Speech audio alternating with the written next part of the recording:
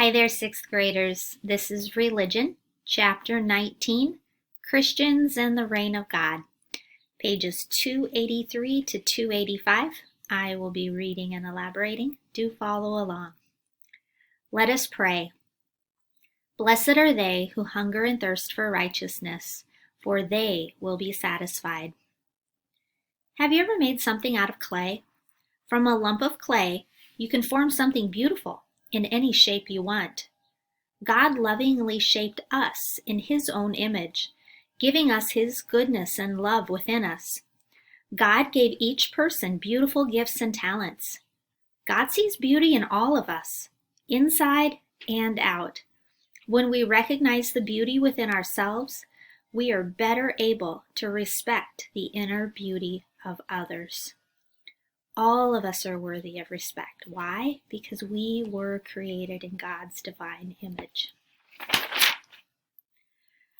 The boy Jesus in the temple. This is our scripture story for chapter 19, and this comes from the Gospel of Luke. In keeping with Jewish custom, each year Jesus and his parents went to Jerusalem for the feast of Passover. When Jesus was 12 years old, he was separated from Mary and Joseph, having stayed behind in the temple. After they had completed the celebration, as they were returning, Jesus remained behind in Jerusalem. But his parents did not know it and thought he was in the caravan. They journeyed for a day and looked for him among their relatives and acquaintances. When they did not find him, they returned to Jerusalem to look for him. After 3 days, they found Jesus in the temple, sitting in the middle of the teachers, listening to them and asking them questions. All who heard him were astounded at his understanding and his answers. When his parents saw him, they were astonished, and his mother said to him, "Son, why have you done this to us? Your father and I have been looking for you with great anxiety." Jesus said to them, "Why were you looking for me? Did you not know I must be in my Father's house?" But they did not understand what he meant. He went with them to Nazareth and was obedient to them.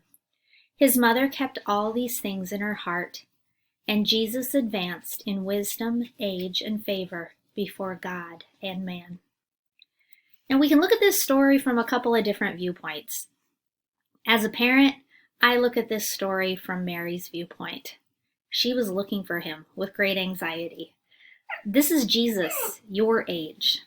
Lost. They think he's in the caravan. Mary goes to Joseph. "Is he with you?" "No, I thought he was with you." You can imagine the exchange between the two of these two parents when they realized Jesus isn't with either one of them.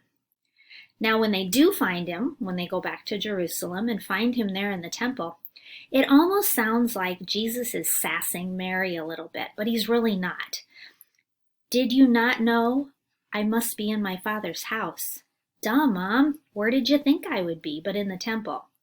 We look at it through our modern day lens, so to speak. He's not being sassy there. In his humanity, in his divinity, of course, where else would he be but with God the Father at the temple? Jesus, Son of God, Son of Man. On the journey back to Nazareth, Mary would have traveled with the women and Joseph with the men. Each parent probably thought Jesus was with the other one. They were relieved to find Jesus, but did not understand what he was doing in the temple. The teachers in the temple were amazed at Jesus' answers to their difficult questions. Jesus is the Son of God, the Messiah. He was once a missing 12-year-old Jewish boy with worried parents. He is both human and divine. He is true man and true God.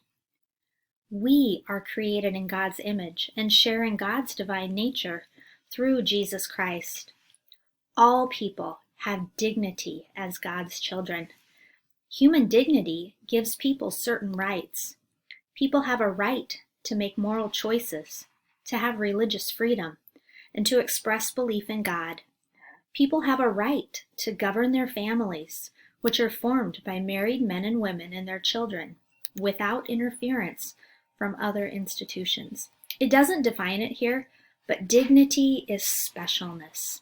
We all have dignity. We all have specialness as God's children. Thanks for listening.